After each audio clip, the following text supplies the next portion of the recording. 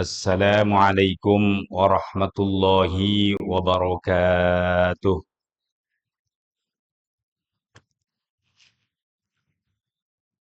Alhamdulillahi rabbil alamin. Wassalatu wassalamu ala ashrafil anbiya'i wal mursalin. Nabiyyina maulana wa habibina Muhammadin wa ala alihi wa ashabihi wa atba'ihi ajma'in. Allahumma subhanaka la ilma lana illa ma 'allamtana innaka antal alimul hakim. Rabbi shrah li sadri wa yassir li amri wahlul 'uqdatam min lisani yafqahu qawli. Amin ya arhamar rahimin. Ma'asyiral hadirin wal hadirat, segenap jamaah salat subuh Masjid Jami' As-Salam rahimana wa rahimakumullah. Mengawali ta'lim kita pada kesempatan pagi hari ini, marilah kita senantiasa memanjatkan puji syukur kehadirat Allah atas segala limpahan rahmat nikmatnya kepada kita semua, dan atas izinnya juga kita dapat melanjutkan kegiatan ta'lim, tahsin, tajwid, dan tadabbur ayat-ayat Al-Quran Al-Karim masih di dalam surah An-Nisa. Mari kita lanjutkan ayat ke-52 sampai nanti ayat 56 insyaallah. Sudah bisa dilihat semuanya jemaah sekalian ya.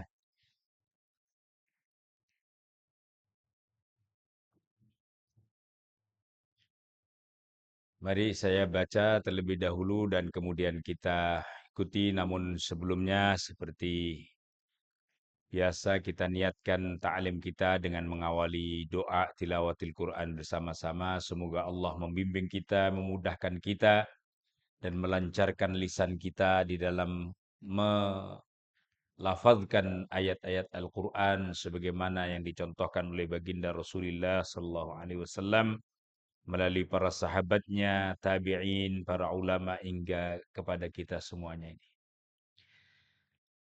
Allahumma arhamna bil Qur'an waj'alhu lana imaman wa nuran wa hudan wa rahmah. Allahumma dhakkirna minhu ma nusina wa 'allimna minhu ma jahilna warzuqna tilawatahu ana al-laili wa atrafan nahar waj'alhu lana hujjatan lana ya rabbal alamin. Amin ya rabbal alamin. Wa taqabbalallahu minna wa minkum taqabbal ya karim. Insyaallah bersiap jamaah sekalian. Mohon melafazkan ayat-ayatul Quran dengan makharijul huruf yang fasih, yang tertil. Saya awali dulu dan nanti diikuti bacaannya. A'udzu billahi minasy syaithanir rajim. Bismillahirrahmanirrahim. أولئك الذين لعنهم الله ومن يلعن الله فلن تجد له نصيرا أم لهم نصيب من الملك فإذا لا يؤتون الناس نقيرا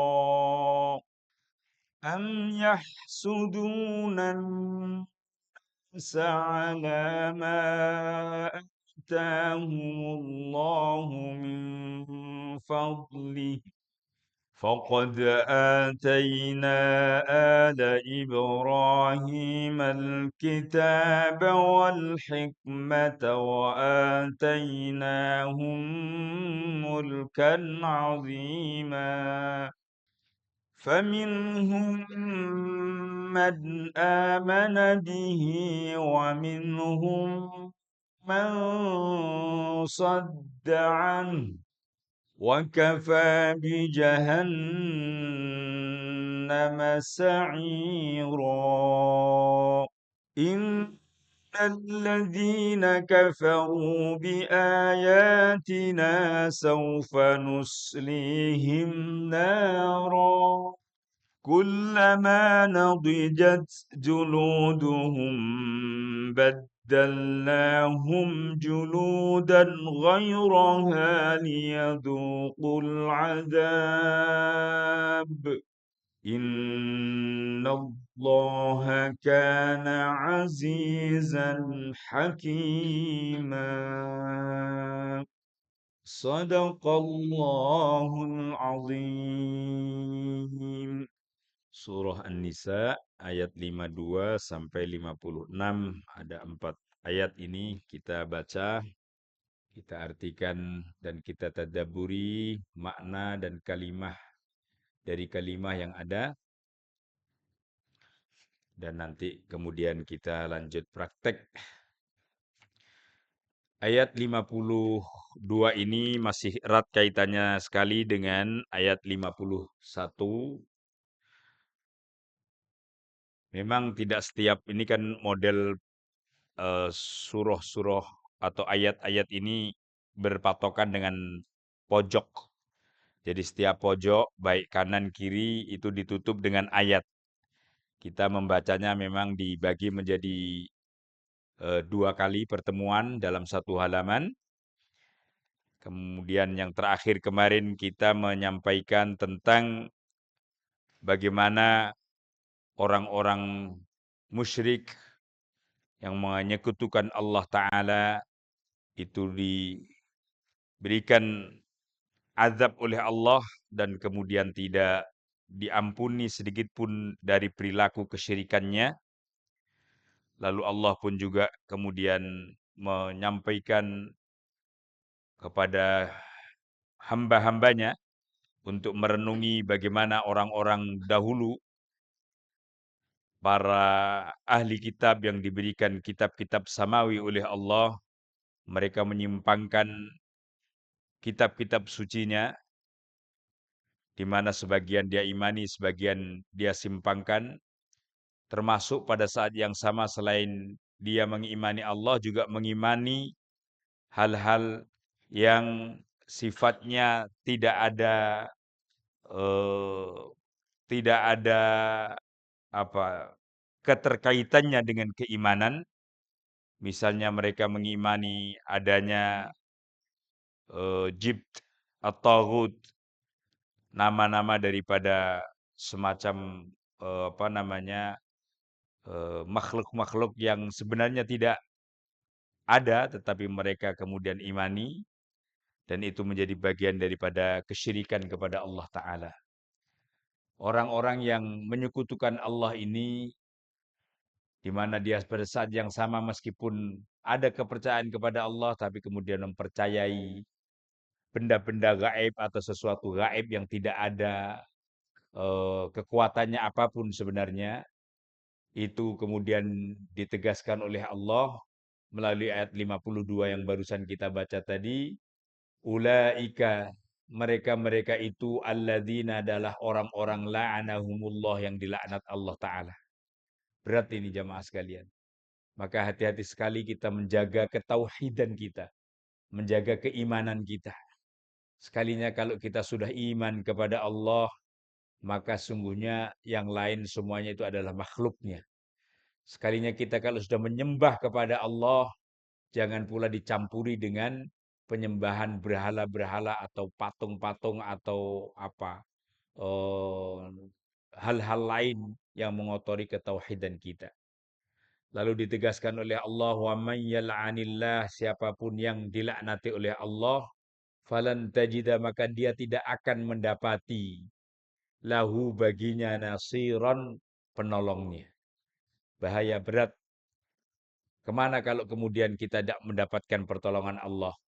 Pasti segala sesuatunya jadinya akan lumpuh dan akan sirna sama sekali. Baik sirna amal kita di dunia maupun sirna amal kita di akhiratnya. Karena tadi kesyirikan itu tadi. Am lahum nasibum minal mulki, am lahum, ataukah mereka mempunyai bagian minal mulki dari kekuasaan. Fa idzal la ya'tunan nasa, meskipun mereka tidak akan memberikan kepada manusia nakiran sedikit pun dari apa yang dia miliki itu tadi. Am yahsudunan nasa, diteruskan, am yahsuduna, atau mereka dengki an-nasa, kepada manusia, ala ma atahumullah, atas apa yang telah diberikan kepada Allah kepadanya, min fadlihi, dari karunia-Nya. Jadi masuk bagian yang disindir oleh Allah perilaku kemusyrikan adalah orang yang memonopoli segala sesuatu untuk dirinya semata, tidak pernah berbagi dan memberi kepada yang lain. Tuh, beratnya di situ. Dikasih sesuatu tetapi hanya untuk kepentingannya semata, tidak pernah melihat manusia yang lain. Termasuk juga bagian kesyirikan, am yahsudunan nas, atau dia sebaliknya sangat dengki, sangat hasud dengan segala sesuatu yang Allah berikan kepada yang lain. Kebalikannya. Yang tadi dia ngegem, apa ngegem itu? Ngepal tanpa ndak pernah peduli dan berbagi kepada yang lain. Dan yang berikutnya adalah atau dia selalu iri, selalu dengki dengan apa rizkinya orang lain yang Allah berikan kepadanya. Repot kalau sudah punya penyakit kayak begini nih. Ngelihat nikmatnya orang lain dengki, sementara dia dikasih nikmat, tidak pernah berbagi.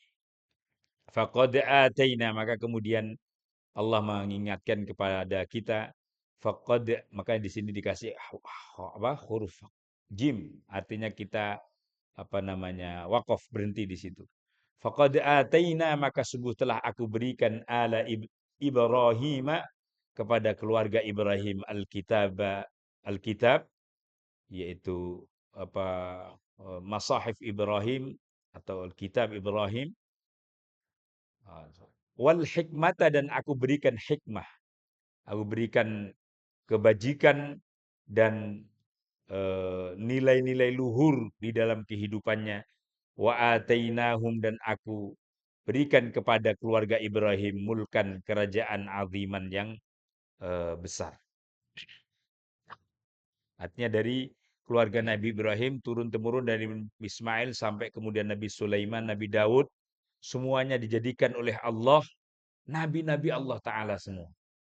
Baik dari keturunan Ismail maupun keturunan Ishak, semuanya kemudian menjadi nabi-nabi Allah dan keluarganya diberkahi oleh Allah Ta'ala. Maka kemudian ini menjadi renungan betapa Allah Ta'ala menganugerahkan kenikmatan yang luar biasa itu, tetapi Nabiullah Ibrahim tetap dalam konsistensi mengajak dan menyeru ketauhidan Allah. Tapi di sini dinyatakan faminhum, maka di antara mereka-mereka yang dengki tadi, man amana bihi, ada yang beriman kepadanya. Wa minhum man sadda anhu, dan ada pula yang menghalangi orang beriman kepadanya. Ini orang-orang yang tadi punya kesyirikan di dalam hatinya, meskipun sudah ditegaskan Nabiullah Ibrahim adalah Rasul Allah, Nabi Allah yang diberikan kitab, tapi ada tentu sebagian dari mereka yang kemudian dengki, ada juga bahkan yang menghalangi mereka-mereka beriman kepada kitab-kitab dan kerasulan Nabiullah Ibrahim. Wa kafa bi jahannama sa'ira.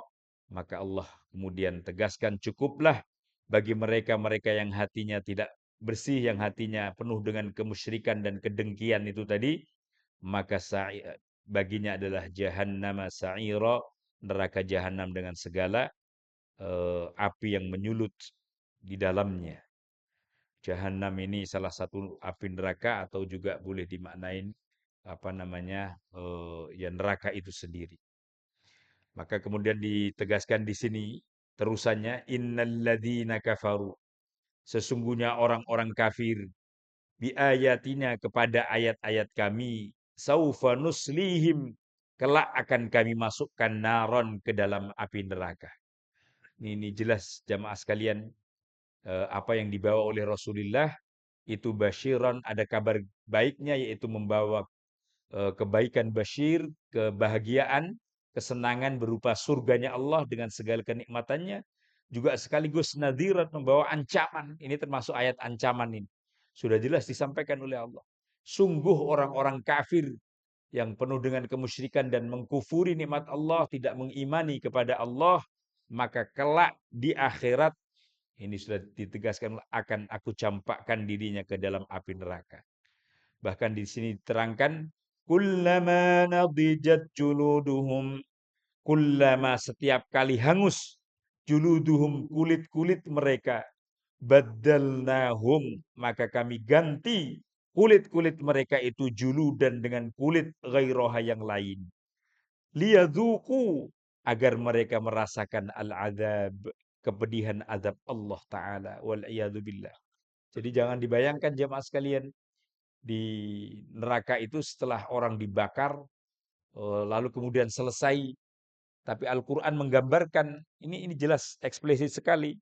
Setelah dibakar, saat apa namanya kulit manusia orang-orang kafir itu habis karena jilatan api, maka kemudian Allah berikan kulit yang baru, untuk kemudian diberikan azab yang lebih pedih lagi.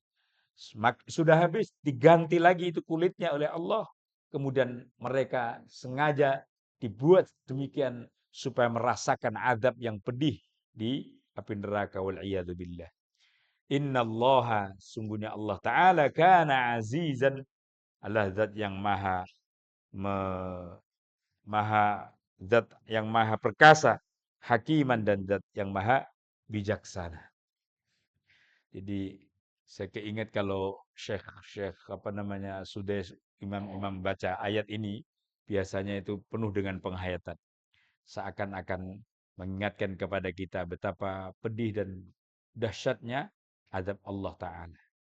Padahal kita baru kena api sedikit saja kayak begitu rasanya. Bagaimana dengan api jahanam, dan setelah kemudian hilang habis kulit kita, diganti lagi sama Allah dengan kulit baru, dengan adab yang baru, dengan adab yang lebih pedih lagi.